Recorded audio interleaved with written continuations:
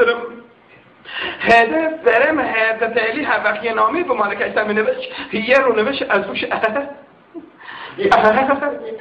او زمان فوتوکوپی بود ولی مالکش بود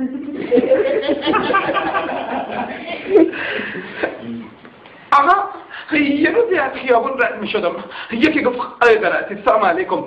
گفتم سلام و زهر بگن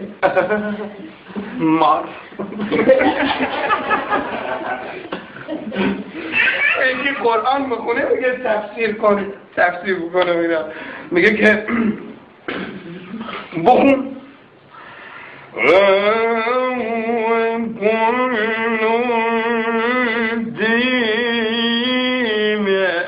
بس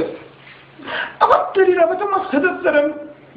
هدف دارم اگر انسان کوریتی بر خیابون مخواب با او بر خیابون بره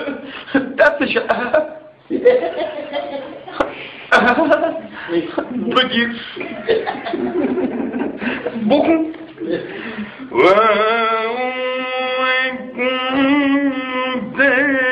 بس اینجا چیزی نداره دیواره بخون خیلی والا قرآن میگه آقا هدف دارم به چه